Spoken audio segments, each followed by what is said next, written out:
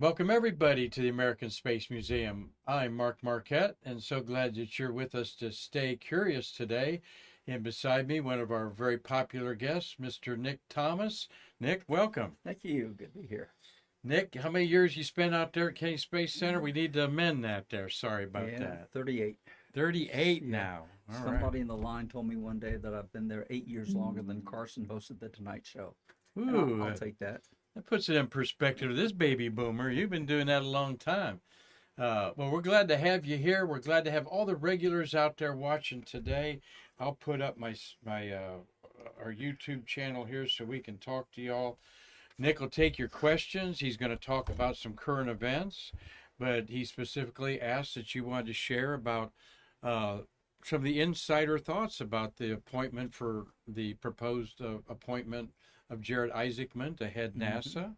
And so we're going to look at Isaacman a little bit, and particularly one of your astronaut friends that is frequently at the Space Center, Mr. Gregory, has got some strong opinions, and I got a few pictures lined up of him to show, because tell us about Fred on there. So, but how's it going here the first good. couple weeks of January at the Space We Center? quieted down after Christmas. We had the mad Christmas rush. It was like Omaha Beach, but we got through it, and crowds have kind of calmed down now. But of course, we still have good crowds for these launches, and we've had a couple of them this last week. And it's especially fun when the launch is scheduled during our chat with an astronaut, because what we do is the astronaut talks, and I monitor the countdown. And then once we're at T-minus 5 minutes, I tell everybody, okay, guys, T-minus 5, follow me. And then we go outside over by departure control. We watch the launch from there. And that's proved to be very successful. Now, the first time we did it, our manager at the time, when we came back in, he had a glass of champagne for everyone.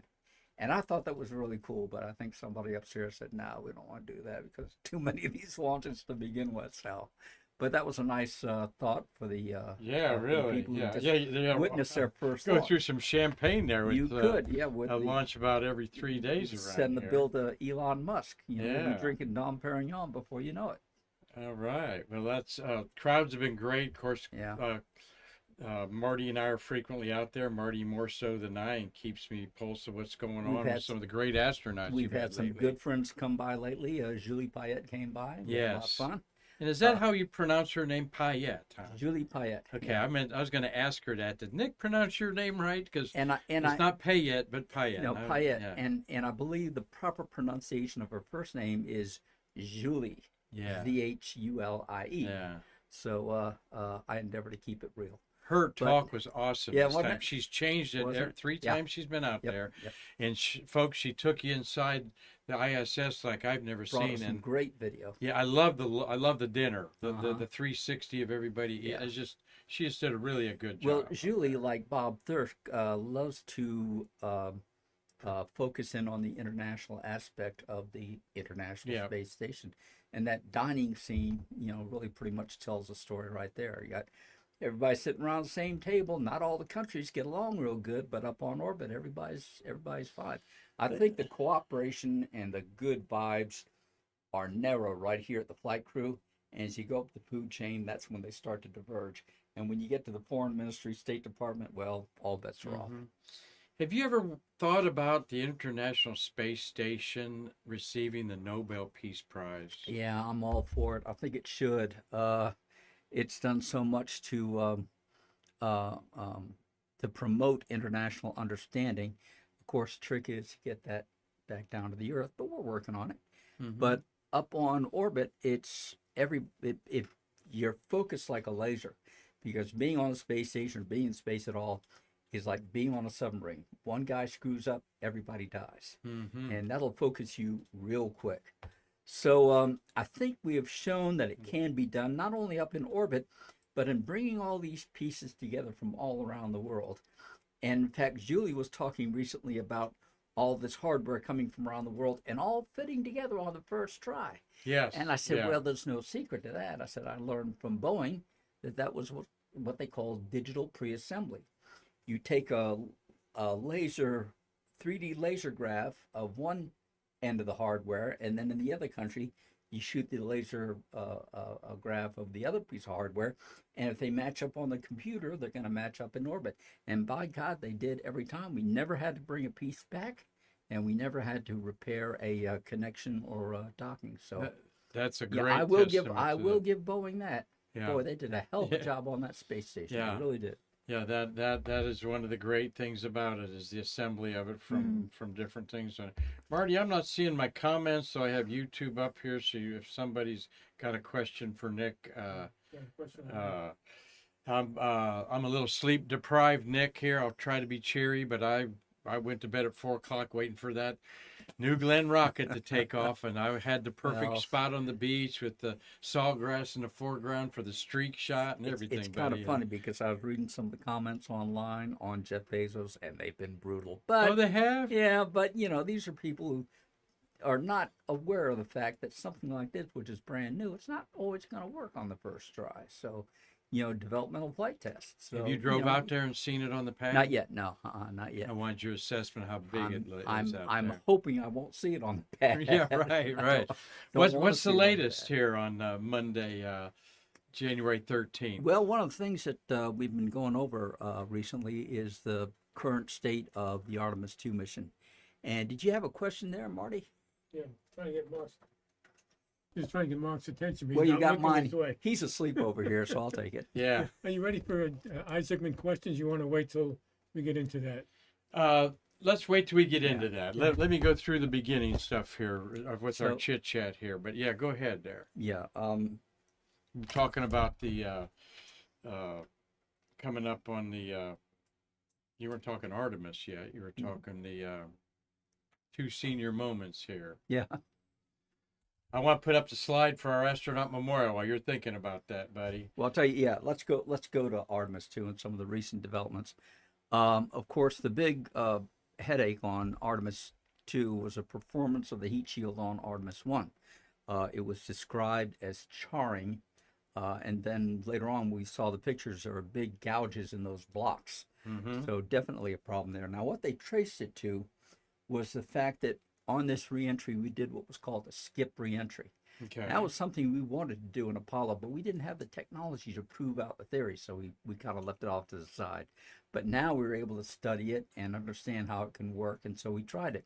And what we did basically was coming in the atmosphere, we dipped into the atmosphere, and then came up and then re-entered.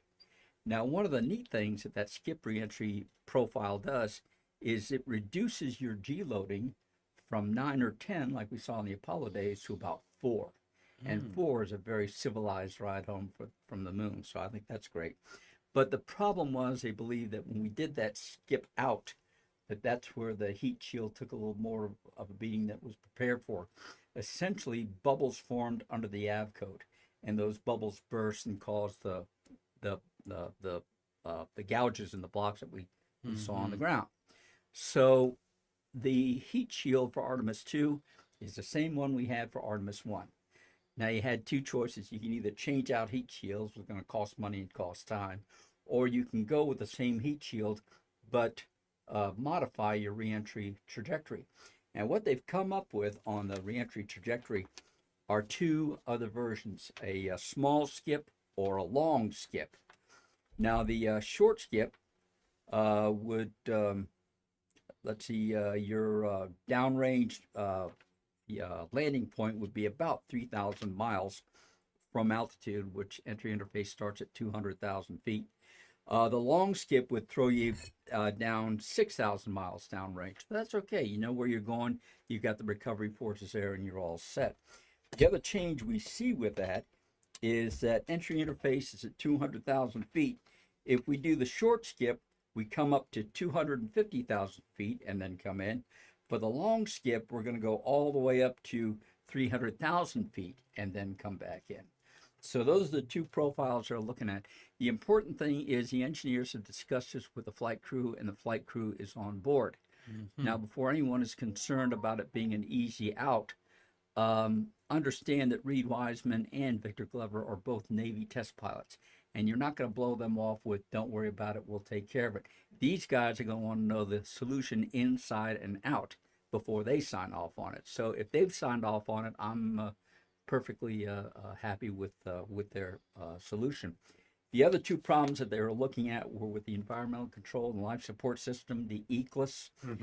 There were some problems seen with the batteries that control the ECLS, and also with some of the valves that are responsible for CO2 removal.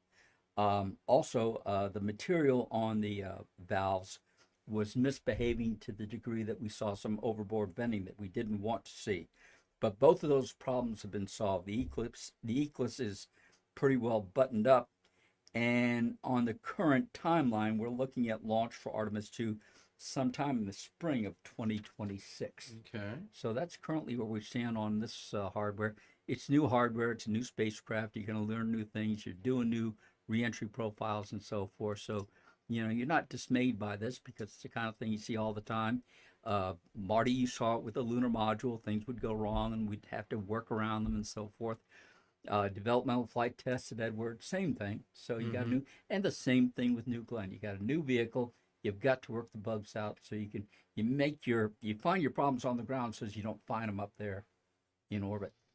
And Shuttle Endeavour 105 was certainly the benefit of the four predecessors there, with things that they wanted to do for weight restrictions and stuff like that. So thank you very much. That's a good look at what's kind of the landscape going on there. We're going to talk. What did you hear about New Glenn on the campus? New Glenn. The only thing I've heard on New Glenn is there was an issue with some venting.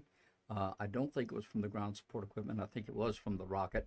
But Blue Origin, just like SpaceX, are very tight-lipped about these things, and we'll see in the days ahead what kind of a solution they're able to come up with.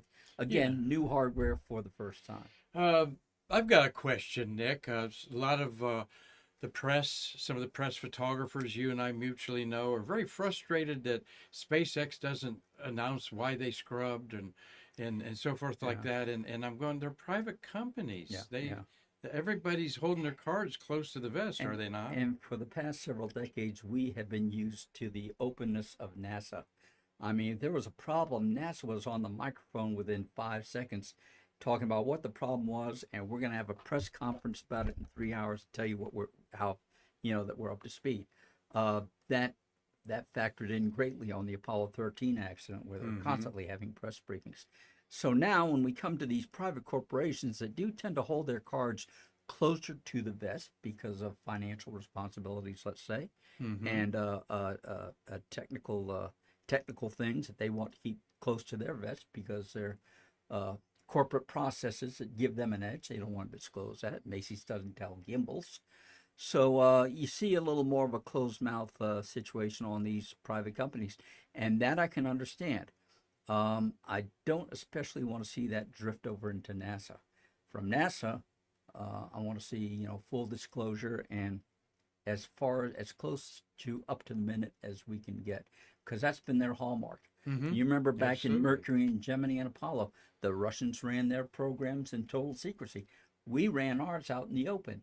And as a consequence of that, the world was rooting for us. Yeah. And that was a big part of the reason that the world was rooting for us, because we were gutsy enough to be out in the open about all this. And win, lose, or draw, we were going to let the world public know what was going on. If we would have known some of the things that about the Voskhod, piling 3 guys in that and stuff like that, we wouldn't we would have been skeptical of what they were claiming as propaganda. As we've been learning, the Russian space program back in that time was basically a Potemkin village. On the outside, it looked big and beautiful, but if you went around the corner, it was nothing but sticks and stones. Yeah, I did. Yeah, it's like the Flintstones. Yeah, yabba dabba do. I did take your recommendation, and I read the wrong stuff. Wasn't that something? In about 3 sittings, I just plowed through that. That was Marty loaned it to me. That was recommended to me by Fred Gregory, and Fred just absolutely insisted that I had to read this book. Oh, well, really? I got it, and I couldn't put it down. It was so much about Khrushchev. Yeah, and I knew Khrushchev was short, but I didn't know he was 5'3". Well, short. Wow. What I took, one of the things I took from it was, of course, in the years since we've learned that Yuri Gagarin had problems with alcohol and running a pretty wild life, And But for all these years, I always thought that German Titov was the model of the solid Soviet. yeah, yeah, And he turned out to be a jerk. he was worse. I mean, than in all of them. anybody's Yeah. language, that guy was a Oh. jerk. Oh my God, the guy's crazy. Well, my phone's going on here. I'm actually gonna close it here on my smart tablet, Marty. Thank you. We've got great people watching. I want to get a little setup here when we get to Isaacman. We got some great questions for you, and we'll get to those. But we got Dave Stangy's watching up in Macomb, Michigan, with little Mia, his little granddaughter. Hi, Mia. She's learning the planets, he told me there. Yeah. Steve Jokums is up in Illinois. Thank you, Steve. He's a great supporter of ours. You're going to meet Steve at Shuttle Fest if you didn't last year. He was up at the cocktail party we had on that Friday night up there. Cliff Watson, thank you for my Ars Cup. All right, Australian research and space exploration. Nick was telling me that Pam Melroy had a lot to do with your space agency. So she was up in Australia doing a lot of work with them as they were getting their operation off the ground, so to speak. And I was surprised that she went over there since she spent so much time at DARPA. I didn't think they'd let her out of the country with all the stuff Yeah, she must know. DARPA, very high tech. High tech and Wendy, spy versus spy thing. Wendy Lawrence told me that the stuff they have at DARPA makes NASA look like Tinker Toys. Is that right? We love Wendy Lawrence. When's she coming back? You got a schedule? We're looking. She's not on schedule yet, but we're looking forward to it. And we're talking about the schedule. We're talking about the astronaut encounter at Kennedy Space Center. I'm going to show you pictures of that. Let me just do a couple other ads here. Is that Nick is going to talk about, that's Jared Isaacman there. He's created his own space company. He did the first private space walk. That image of him goes down in the annuals for me as an iconic image that people will be showing. And I was entranced watching that.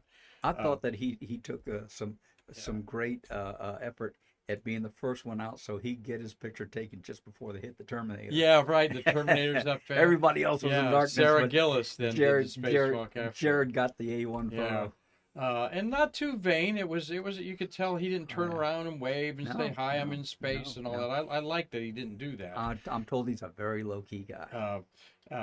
We'll talk about him. We've got Bert Dick tomorrow. I have a 4:00 tour that I have to do for the Daughters of the American Revolution, Nick. And Bert Dick's going to do a program all on his own. He's done that before. Then we got Wednesday's going to be Shuttles of the month of January. Real quick, Marty and I've got a board meeting with our board Wednesday. And Terry White's going to be here Thursday. And Terry and I are going to talk about, we talked about this today, the extended duration.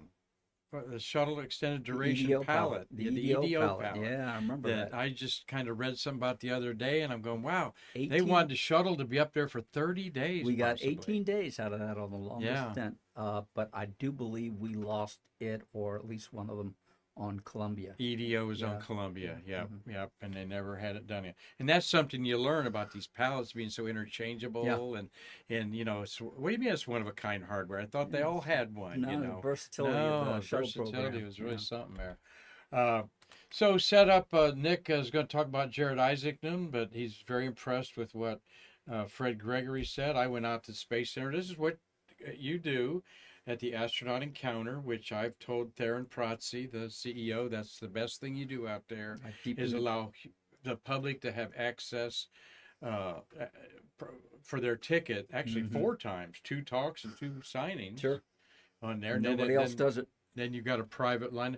So who's there with Greg? Well, there's over there in the back. Gregory, Mr. Gregory. Fred Gregory. Over there in the back is Kevin McDaniel. He's one of our AV operators. All right. And McDaniel, huh?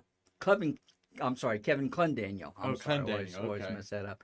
And I'm trying to focus in on Joan. who we have. Joni Higginbottom. Yeah, Joan. Okay, you're right. She's so petite when I met her. She's a little bitty gal. Yes, and speaking of petite, if you ever shoot me in profile again, I'm not coming back. Okay. Well, you really don't look like that. Well, yes, I do, and we're going to take that picture out of the rotation. Yeah, you lost a little bit of weight there, buddy. That's but yeah. Anyway, so you introduced the astronauts, so with their amazing tales they have to tell there. And I'll tell you, one of the most amazing storytellers in our group is Fred Gregory. Yeah. And the thing about Fred, I always stress about Fred, aside from him being a principal guy, is the fact that not only an astronaut, but also he was associate administrator for safety, associate administrator for space flight, for manned flight, and then deputy administrator. And for a time, he served as our interim NASA administrator. So Fred knows the formula from both sides, from the flight side and from the bureaucratic side. And Fred has taught me so much over the years about how the sausage is made in Washington, D.C., let's put it that way, and what it's like. And he's opened up my understanding of that 1,000-fold. Now, he and I have been very, very excited about what's coming over the hill with Jared Isaacman. Good. Because Fred has just got heartfelt hopes and dreams for NASA that he wants to see realized, and he thinks we got a good chance of seeing those things realized with Jared Isaacman. So, as they used to say at Strategic Air Command, confidence is high. Mm-hmm. And every time we get together, the first thing that comes up is, what do you think's going to happen? What do you think we're going to do? And it's just great. There's optimism and there's energy out there as far as the future direction of NASA. And if Fred Gregory is any example of that, we're going to be going to some pretty great places over the next several years. Wish he was younger to be the administrator or whatever in there. But, you can't talk about him. And Winston Scott's another one that you know quite well. Yeah. They are African American, and that has no play in when you talk to them or anything like that, except Fred was the first black commander of a space shuttle. Yeah. He was in the first group there with Guy Bluford, and of course there's Ron McNair on the left there. Is Ron McNair. Ron McNair. We had a woman who did a painting based on this photograph, and we had it on display at the old art gallery for many years. And the woman named that painting the Magnificent Three. Oh, okay. Yeah. That's cool. Of course, they all flew, and McNair lost his life in Challenger. And in Cocoa is a elementary school named after him over there. The story I have about Ron McNair was when he was training for his first shuttle mission. One of our friends who was a tour escort, but back in that day he was a security officer. He was over there on the 3rd floor of the ONC building where the crew quarters is. And he was making his rounds, and down the hall he heard this mournful saxophone music. It just sounded beautiful, just echoing through the halls. And he went to the racquetball court, and there was Ron McNair playing his saxophone. And he saw the security guard, says, "Oh, I'm sorry." I said, No. He said, "Don't stop." And Ron said he loved the acoustics of the racquetball court because it just gave such a soulful flair to the music he was playing. So that was Ron McNair. Well, just a great person. And then, like I said, like Winston, they do a lot for black youth and so forth like that, but they don't go out and pound their chest. Mm-hmm. He doesn't pound his chest. I'm the first black commander of a shuttle. He don't even mention much about his shuttle career in his talk. For one, he really wants to get across, like you say, the future and what's going on. You ask him, he'd say, "I'm a pilot." Yeah, exactly. There Fred got the Aviation Hall of Fame over at Wright Pat. Yep, thank you. Mark Usiak took that photograph. Isn't that a beautiful picture? Yep, he took. He was asked by the Gregory family to come there and photograph. And by the expression on Fred's face in this picture, I can only imagine what kind of lie he's telling right there. Let's see. He's going to be at the Space Center last week of March. The last few days of March. Oh, he'll be there for. I see he's there March 29th to April 1st. You'll have to come up with a April Fool's there for him there. All right, we're going to talk about Fred Gregory, who was an acting director at the end of whose term there? Sean O'Keefe. Yeah, Sean O'Keefe's there. He worked with Sean. Take it away, Nick. There about the administrator. Tell us what the responsibilities are. Well, the responsibilities of the administrator. Some of them can change depending upon the person who's selected. Now, to start with, Jim Webb. Okay. A good friend of Lyndon Johnson's. Mm-hmm. He knew anybody who was anybody. And he was one of those guys who could operate in the back room and cut the deals and so forth.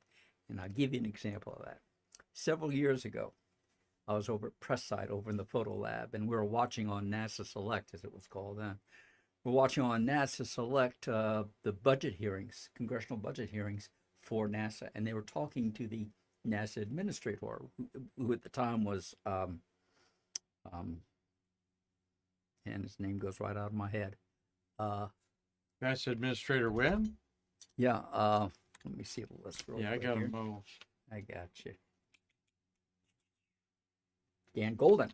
Okay. Yes, Mr. Gold. So Golden is up there talking in front of the congressional committee, and he's basically saying, "Well, yes, sir, we can work with that cut, and we can work with those cuts, and our goal is to do things as faster, cheaper, and better, and so forth." And he says basically accepting all these cuts to the NASA budget. And there was a woman there in the photo lab, and she'd been with NASA since the 60s. She was an old timer. And she's just watching this with disgust, just shaking her head. And she said, "You know something? If Mr. Webb was up there, he'd be telling those congressmen what the budget was going to be." And that's the God's honest truth. Yeah. Webb was a wheeler dealer.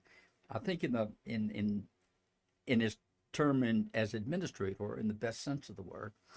But he came to a sad end, and I'll tell you what happened there. When Lyndon Johnson made a speech on TV in 1968 saying he was not going to run again, the next day, his good friend James Webb came to the White House to offer his support and his sympathy.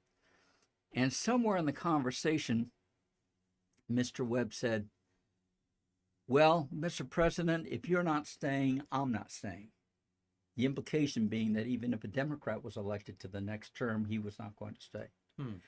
Well, Johnson took it the wrong way, and he turned on Webb and he said, "Well, if that's how you feel, I'll take your resignation right now." Oh, And instead Webb, of loyalty, he took it Webb as an walked insult. out of the office absolutely thunderstruck, with "What the hell did I just do?" "Well, you caught Lyndon on a bad day." And he could be like that. So that was the end of Jim Webb's tenure at NASA. But for the time he was there, God, you talk about the man meeting the office and the time. Jim Webb was perfect, and he was one of those guys who could make a case for his budget and make it stick, and at the same time to inspire the workforce. And I think he also chose a lot of good people, which is a secret to leadership. You choose the right people and you turn them loose. Right. And Mr. Webb did that.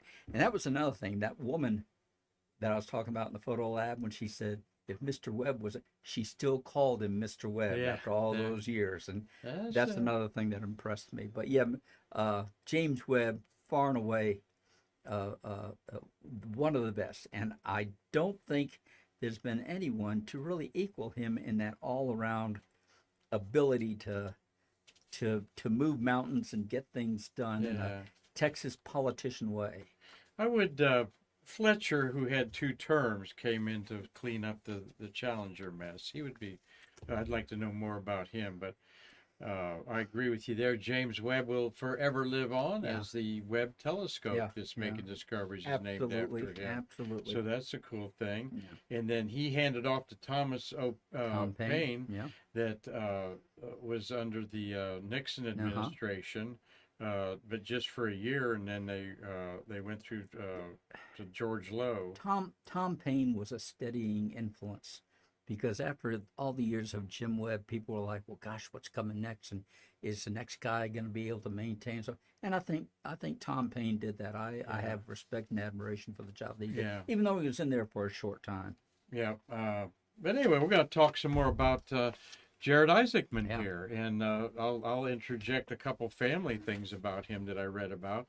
We do a lot of shows on Webb. We can't miss that opportunity to do him, and we've tried to educate the people about Isaacman, who has 2 daughters. There's his wife. He's 41 years old. This is his wife. They were in elementary school together. All right. Great? He's a billionaire, and he married his elementary school sweetheart.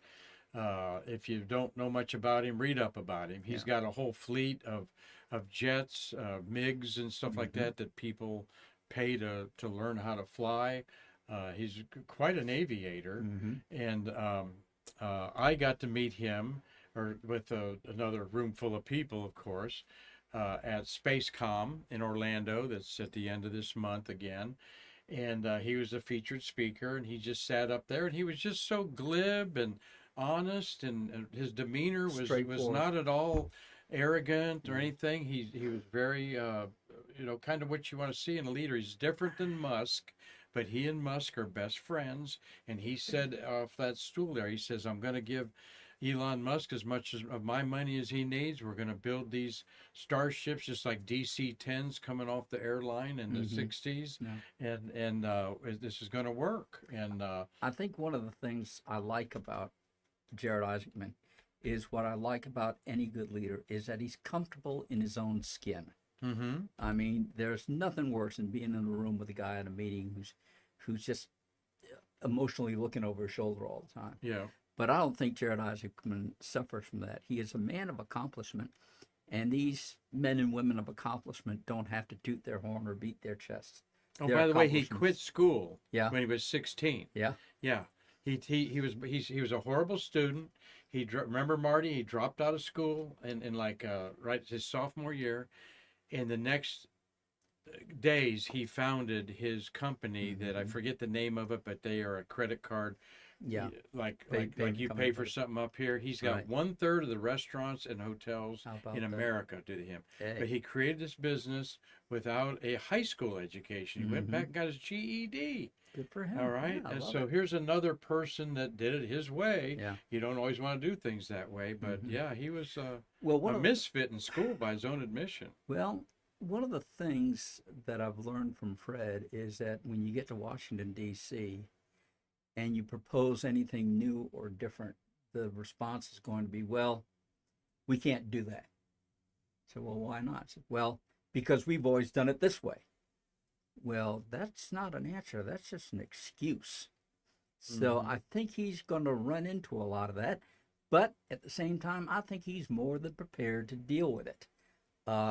If you come to the table with Jared Isaacman, my observation is if you come with a problem, you better have a solution.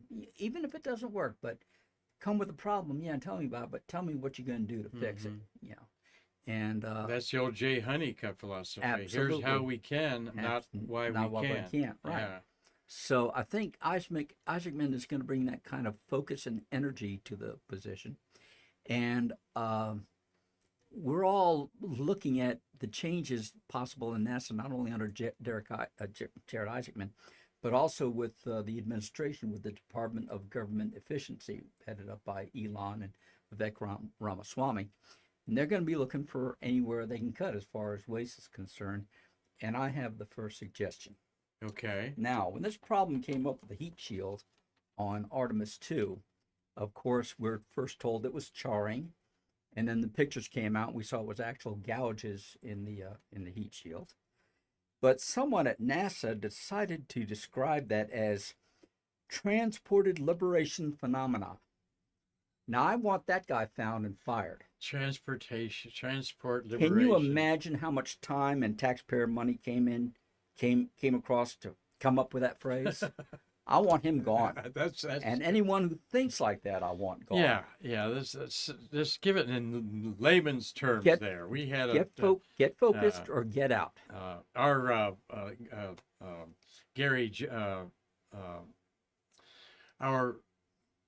Gary, Gary thinks Gary Allgaier says he read where there's water trapped in there too. That caused the bubbling that caused gouging. We've got some questions here. We want to set you up here. Dave Stange says, do you believe the connection that Jared has with Musk and Musk's relationship with Trump will help funding of space exploration over the next 4 years? Okay, I think that's going to be looked at because valid concerns have been brought up. You know, you've got these two guys who are tighter than peas in a pod, Jared and Elon, and people are afraid that favoritism is going to be exercised. I don't think so, because I don't think the president would allow it to happen. But nevertheless, I think the relationship is going to be good for NASA and for spaceflight overall. The one of the many things these two guys have in common, in a single word, is innovation. Okay, and it's like I said, you know, people will tell you, "Oh, we can't do that because we've always done it this way." God bless Tom Stafford, who I love and admire. But Tom Stafford said you cannot load the crew on board the launch vehicle before fueling. It can't be done. It's too dangerous. Well, Musk has been doing it safely and successfully for all this time. So God bless it. Even our most veteran guys can miss the bus on some occasions. But you've got these two guys who are ready to look at new ways of doing things. And if they come across something and they try it and they fail, they're not going to be discouraged. They're going to learn what they can from that failure, and they're going to go back and they're going to do it again until they get it right. I bet there's a Starship launched at 5 o'clock, I think. Marty, when is that? He's going to try to catch it in the tongs again. Good. The first stage there. Well, I like what one of the guys on panel members on Gutfeld said when we saw that first retrieval by the launch tower. Yeah. And the guy said, do you realize we've just seen Elon Musk parallel park a rocket? That's a good way to put it. And when I saw that happen, I said to myself, God, I thought I was amazed by recovering these things on the barge and on the ground. But now a drone barge. I can't say I've seen it all because I don't know what the guy's going to come up with next. Exactly. Yeah. Well, Tom Celentano's watching. He says he always loves your appearances here. Come up with a question there, Tom. He's up in, I believe, the Hartford, Connecticut area. And you know, I want to hear from our viewers at home who are playing. I'd like to hear from them how they feel about the upcoming Isaacman administration. Do you think we should go to the moon and Mars, or do you think we should just go straight to Mars? Chime in, let us know what you think, but more importantly, let us know why you think it. There you go. Yeah. Robert Law's up in Dundee, Scotland. He said he got up at 5:30 for the New Glen. Doug Forrest, he is in Pasadena area where those horrible fires are going on, and he's okay. Good. But he's seen some stuff going there. Tom Usiak says hi to you. Tom? I'm sure Tommy can't wait to see it. He's going to come down the next couple weeks, he said, before Shuttle Fest. So we'll be seeing him. Bill Whiting says hello to all of us. You know Bill. Part of the STG. Come back here, yeah.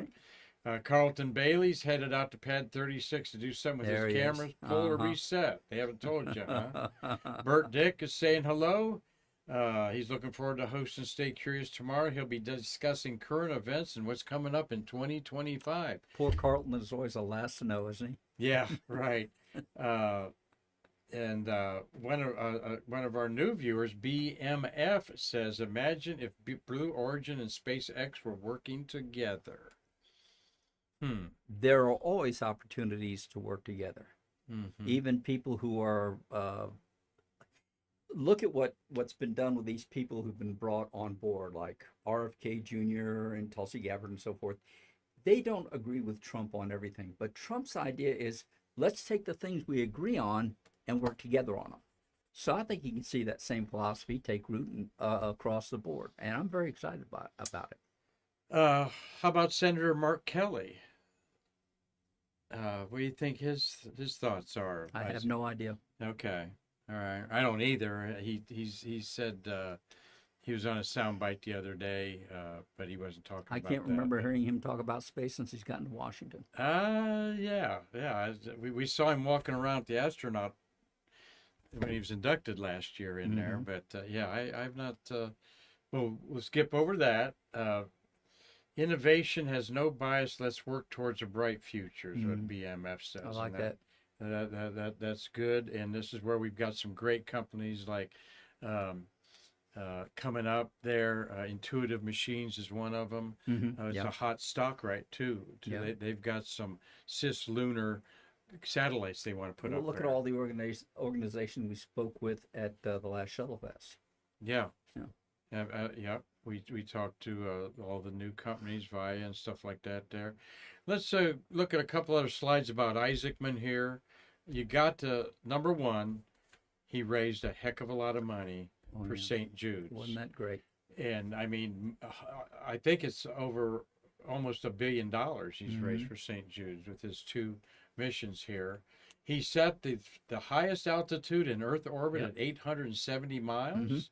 That's why Marty chose that as our green screen there. Isn't that pretty? In there. And who was that? Pete and Dick Gordon. Set it in 1966. Right. Wasn't matched since then, even higher than the Hubble telescope is, all right. And then did that spacewalk. It was just, I was transfixed by the mission. I watched as much of it I could on YouTube there. Well, again, as a testament to the way Jared Isaacman looks at these things, many of us were under the impression that the astronaut was going to get outside, float around, do things, and so forth. But Jared kept it to its focus, which was let's test the suit and its mobility. That's what we're here for. We're not here to do Ed White or anything like that. We're here to test our hardware, find out where it works, where it doesn't work, make changes if necessary. But, approaching it in an engineering, step-by-step fashion. And I like that. Also, the engineering part, Nick, the performance of the Crew Dragon, man. They exposed the inside of that with the other three astronauts, of course. They were doing an internal EVA, so to speak. Yeah. But to expose it to the harshness of outer space, all the electronics and everything in there is not an easy thing, right? It's a big engineering check mark to make sure that all your hardware can work under those very unforgiving conditions. And again, I'm sure Jared made sure to dot every I and cross every T on that hardware before he was satisfied and say, let's go do it. And you know what? The man has a sense of space history. Yeah. As he replicated the iconic mission patch for Conrad and Gordon with his own patch there. I thought that was really well. That's also important for NASA administrator to have a sense of history. Now you have a sense of history about the great things about landing on the moon and doing all sorts of stuff. You also have a sense of history about the things that went wrong. Apollo 1, Challenger, Columbia, and so forth. And you never forget those lessons. And I think that sense of history, as you mentioned here, is going to be critical for any NASA administrator. Well, to me and you too, looking back at our Gemini heroes is like their memory has to be preserved like the Civil War generals and stuff like that of 160 years ago. When young people ask, what should I bring with me if I come to work for an outfit like NASA? I said, well, the first thing you've got to realize is that history did not start on the day you were born. There you go. That's good. It's a good one. Steve Jocum's intravehicular activity, IVA is what that's called in there. Right. Thank you, Steve, for helping me clean that up on there. Anyone else got any questions for Bert? We're glad. Just shoot him out there. Larry Pushker, new grandfather there. Hello. He says hello to us. He's been on the show here with his good friend Dave Stange, and I believe I've covered about everybody there. I said hi. Gary Gerald saying hi. Yeah, go ahead, Marty. Yeah, Larry Puskar, I think it was Larry, was asking what's the name of that book we were talking about, and the book name is The Wrong Stuff. Yeah. The Wrong Stuff we were talking about. Yeah, right. The Wrong Stuff instead of the right stuff. And it's a quick, easy read, and you're going to learn a lot about the propaganda machine of Russia, and that was unbelievable. It's a quick, easy read because it's fascinating. I mean, you just turn every page and something remarkable is going on, or you're learning something new. One of the books that I read not too long ago was Leaders by Richard M. Nixon. And Nixon talked about de Gaulle, and he talked about Mao, and he talked about Zhou Enlai, and all these world leaders he met. Really? He got to Khrushchev, and basically his opinion of Khrushchev was that he was a drunken peasant. He had absolutely no regard for Khrushchev. He really didn't. I mean, he even had regard for Brezhnev, and Brezhnev was no day at the beach. Right. But as far as Khrushchev was concerned, he didn't have any respect for him at all. Yeah, it's amazing the stories about him there, and I knew Titov was bad, but I didn't know he was that bad. But you also see in the book where Khrushchev was constantly pressing Korolev, we got to get this first and that first and so forth. And over on this side of the pond, we're doing developmental flight test engineering, step by step by step. People have called it the tortoise and the hare, and I guess that's what it was. But while they're over there concentrating on all these flashy publicity first, we're over here working a solid engineering program, and there's only one flag on the moon. There's only one national flag on the moon. So, and then none have been there in 50-some years. Talk to me when you get there and plant your flag. Exactly. Dave Stange says, I think we'll need to go back to the moon before we need to head to Mars. We'll need to practice close to Earth to check out the systems involved and so forth. Yeah, and Dave, I agree with you because there's so much we have to learn in preparation for Mars, not the least of which is that 20-minute long comm delay between spacecraft and mission control. You know, it was a second and a half on Apollo from moon to Earth and then a second and a half back. Now it's going to be 20 minutes. So you're going to have to be largely self-sufficient on this Martian program. That's just one of the many challenges we have to face. And that's what the moon will allow us to do, to practice those things. We have a display here. Think about this. If 1 inch was 1,000 miles, the Earth would be an 8-inch globe. All right, we're about 8 inches across. So in 52 years, the furthest we've been off the face of the Earth, if 1 inch is 1,000 miles, is what Isaacman just did, 3/4 of an inch. But the shuttle, the space station's a 1/2 inch off Earth, and that's been outer space for the last 4 decades since we went to the moon. Now, on that scale of 1 inch is 1,000 miles, and this globe being the Earth, the moon is a football field away, 250 feet away. Right. Mars is 5,000 feet away on this scale, over a mile. And it's a huge distance. And people think like, wow, it's just right next door. We've not been 1 inch off the Earth if 1 inch is 1,000 miles in 52 years. So now this also speaks to motivation. I want to throw a shout out to all those young people out there who are working for NASA and working for the contractors. They're out there doing a hell of a job on the work they're doing. But in my view, each one of them, in their heart of hearts, they want to work for the NASA of their fathers. They want that goal. They want that challenge. They want that let's go over the next hill feeling, if you will. And I think that's great. They've got that great motivation. They've got that fire in the belly. What's important to remember is that challenge is going to be just that. It's going to come with a price. You're talking about living 16-hour days, 6 days a week, sometimes 7. And I remember Bob Carlton. He was one who held the stopwatch on the fuel tanks on Eagle when Neil and Buzz landed. Okay. And they went back and they asked Bob Carlton, expecting a certain answer. They said, well, Bob, would you do it all over again? And Bob said no. He said, I missed too much family time. I didn't see my kids grow up. So no, he says, I wouldn't do it again. So understand, you're going to be part of a great national effort. And that's just beyond words. But it is going to come at a price. Be prepared to pay that price. But if you talk to most of the guys of Apollo, they'll tell you it was worth it. Yeah. Marty, how about you? Marty, we're sitting here. Marty's one that missed a lot of family events and stuff like that in the lunar module. And I know his family and all good people. Marty, what's your comment about that? I agree. I mean, I don't regret. I would do it again, but I did miss a lot of my kids growing up. But when I was home, I was with my kids, so I did spend a fair amount of time. But I was also going to school, getting my engineering degree, so I was very limited as far as the amount of time I spent with my kids. But time was quality time. Well, you did it as right as anybody could. Yeah, I did it as right for me. Yeah. I ran into a lawyer that was like in his 40s, and I said, and I knew that his parents worked in the space business. I thought, man, that must have been cool. Your kids, your parents were working on the Apollo and so forth. He goes, no, I hated every minute of it. I never saw my mom and dad, in there. And he was really bitter about it. And then after that conversation, I'm walking away, I'm going, yeah, but they did pay for you to become a lawyer.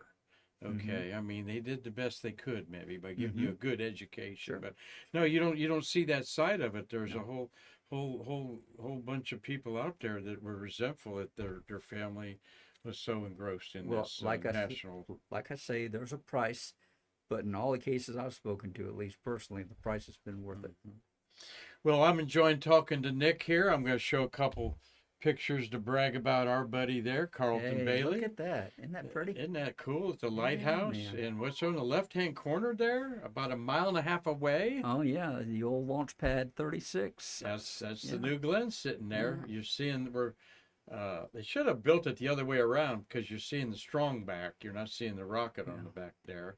But next time they'll talk to Carlton and they'll do Yeah, it right. right.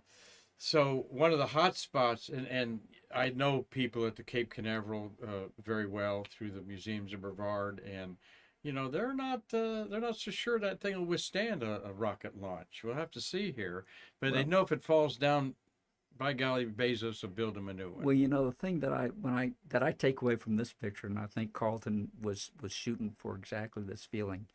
We're seeing the pads coming back to life. We're seeing Cape Canaveral. We're seeing all those old disused pads. They're coming up. They're rising up from the grave, if you will. And we're seeing a whole new generation of exploration beginning right before our eyes. And what better way to contrast that than with the Cape Canaveral Lighthouse? It's a beautiful shot. I love it. Yep. In fact, Carlton, you're out there. I want a copy. There you go, Carlton. All right. That's and then apparently this is an area there by Hangar C that they've got the press corps out there. Yeah. So that gives you an idea, you budding photographers, what you got to do. You got to go out there. You hurry up and wait. Okay. Yeah, I see the bunker and I see the launch silos for the that's the Matador. That's over by C. As a matter of fact. And it looks this way, Nick, the other way around there. So yeah, if you go back, exactly where that go is. back to that shot, and one of our good friends, her father worked at that pad for many years back in the 1950s, and I had the honor of taking her out there, and that was, help me here, boss, married to Mark Lee. Oh yeah, and if it Jan Davis. Jan Davis, right? Yeah. I had the honor of taking Jan out to that pad where her father worked back in the 1950s. Oh, really? And we took pictures and told stories and so forth. And it was just such an honor to be able to go out there with her and have the ability to take her out there in the van and show her that pad where her father worked many years ago. She did 2 books now with her father in the Air Force, Yep. too. Oh, yeah. Oh, and we're trying wonderful to get book. her at our book signing Yeah. in February. I'm in touch with Yep. Jan through her publisher, and I've also talked to Great her lady. directly. By the way, she dispelled on our Facebook page that she and Mark Lee were officially married in a church before their mission. And NASA knew it. No, we didn't get married at the Justice of the Peace and then get married after that mission. She wanted that urban legend correct. And correct me if I'm wrong. Maybe I have to ask Jan about this to be sure. But they were married before they were selected for that crew. Yes. Yeah, absolutely. So there was no attempt at publicity there. Wikipedia says not that. Of course, you can't believe everything Wikipedia. But she corrected our Facebook when we said that. Get back to Jan's book. I think that is a remarkable book. And in those chapters about her father and the time that he spent in Luftstalag 3, she did research that would make an historian blush. I mean, she just got into the details. She had the daily menus of these guys. She had the contents of the care packages they got while they were in the Stalag. So I've not read that book. man, It's called Airborne or something? Yeah, you've got to read it. It is okay. fascinating. And it's like, when I first picked up the book, I thought, okay, I'll get through this and I'll get to the spaceflight stuff. But I got into that first half of the book just so deeply, I didn't want it to end. Marty's already ordered it from Amazon, I you've think. got to. you already read it? Yeah, Okay. yeah, okay. Well, we're hoping to get her a book signing or at Shuttlefest. You know, she's wintering at Cape Canaveral, her hometown. Well, the depth of the details she went into in those chapters, still, it just fills me with awe. All right. And like I say, I know a lot of, honest to God, historians who would look at that and say, I got to up my game. It's interesting. Yeah. Talk about astronaut Jan Davis and her book, which she's written another one, and we'll let you know about that. So, folks, we appreciate your comments and coming in here and know, we've got so many popular guests, and you're definitely one of them, Nick, and we thank you for taking your time on your day off. I see you're wearing your Apollo 1 patch there. Yep. And, of course, I don't like calling it NASA's darkest week, but we always take the high road of the tragedies. This is out in the Atlantis building, the beautiful Challengers on left side, the astronauts of Columbia on the right, personal artifacts. And I want to remind folks that the design of this exhibit was approved by the families. Right. Yeah. Yeah. And President Ronald Reagan's the future does not belong to the faint-hearted. Right. It belongs to the brave. Right. And you turn the right-hand corner, and I get goosebumps like I am right now, seeing this display. That our friend Mike Chinelli had something to do with picking these things out there. Piece of Challenger on the left, if you've never seen it. One of the more famous pictures of that being taken out of the ocean. And then when you see the windscreen of Columbia, it just 21 years later, they still, the pine needles are in that windscreen. And Nick is going to help us at our astronaut memorial, which is again coming up the 26th. He's going to do the honors of the Apollo astronauts, but and Andy Allen's going to be there, and you've been around Andy a lot. Andy was a commander, of course, of Columbia, and a pilot. Andy's flight that he commanded on the second tethered satellite system, it launched on my 40th birthday. Oh, did it? And he and the crew, when they came back to the Space Center, we set up a public engagement for them where they talked to the public. And my job was to get them in and then get them out and back to the cars. So we're coming out of the theater, and I'm walking ahead, and there's this voice behind me saying, Nick. And it's Andy. He says, we got something for you. And he opens up the briefcase, and he gives me an autographed picture of the crew, autographed in gold pen. And that was my... Your 40th birthday present. That was my birthday present. You seen Andy much lately? I have not seen him since then, to tell you the truth. I haven't had a chance to work with him. He hasn't joined our little band of performers yet, but I hope someday he will. Well, he's president of Aerodyne, and I think he's going to segue out, but he's over about 4,000 employees. And yeah. I think his lovely wife Brenda would love to get him down. I understand they got married. Of course, it's their second marriage for each of them under the Saturn V. Got married over they had the reception at the Saturn V. Oh, they did? And there's another funny story that it doesn't directly involve Andy, but it revolves around that reception. I had a friend of mine who worked AV for that event, and he's what I'll call a rather salty character. You know, he's got a pretty irreverent sense of humor.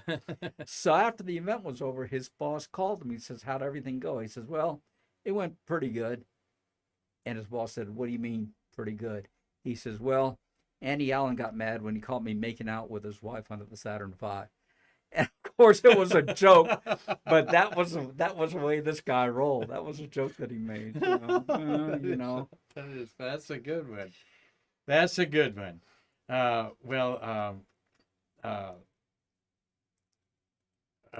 right. Neil's pointing out I got reverend spelt wrong there. Okay. Well, we need to fix that up there. Neil 1030 always keeping me straight there. Put it together. These 17 humans lost to push the envelope further and further. You've been in this all your life. How should we look at this? Well, our byword is vigilance. You can't take anything for granted. It's your job to apply all of your talent and all of your skill and all of your focus over your particular system. And important for you that if you have a concern that you raise that concern. Now, a lot of people have spoken about, particularly about Challenger and Columbia, saying that there were warnings that weren't heeded, and that's true. There were warnings that were not heeded. But in the aftermath of the Boeing incident with their spacecraft, Starliner, everybody was saying, well, what's taking them so long? Why are they waiting? Why don't they do something? Why don't they get them back or bring this back? It's because people were talking about it. And people were raising these concerns. And people were being listened to. That takes time. Mm-hmm. So I congratulate NASA and the contractors for putting out the rigorous effort that was needed. Now, of course, we weren't under any kind of a time crunch. Our guys were safe. Mm-hmm. They were on the space station and so forth. But I saw that as an opportunity that was taken to open the windows, to hear everyone out, and to make the right decision. So certainly the Starliner did not perform optimally, let's say, but I think the way NASA and the contractors handled it was very good. It was very thorough, and they took the time because they had the time. Let's put it that way. They did take the time to discuss it, to psych it out properly, and to make the right decision. And a lot of people said, "Well, they made the wrong decision because the thing came back safely. They should have to." No. Mm-hmm. You don't behave that way. Right. You know, if there's any concern in your mind, it's up to you to voice it, and then everybody sits down and say, "Well, is this a risk that we can mitigate or not?" And there were just too many cons on the table as a side to pros, and the decision was made to let the vehicle re-enter unmanned, and that's what we did, and the right decision was made. So again, hats off to NASA for that one. And I'd think that Sonny Williams is 350 days in space before this mission, and Butch Wilmer's 250 had something that, look, we got experienced astronauts up there. They're familiar with the space station. Sonny was a former commander of it. A story I heard about Sonny was that the last time she left the space station, she had a tear in her eye because she was convinced she was never going to come back. Well, here she is. She's back. Yeah. And back for a little longer than she thought. But like Julie Payette says, what does an astronaut want? An astronaut wants to be in space. Yeah. These guys are in space. You know, it's a good world. Yeah. So I think Nicole Stott added up all of her training time as an astronaut, and before she went to space, and her trips to space, that she said Mark is about less than like 3% of me being an astronaut was actually in space, you know, and the rest of it was all this training stuff. So.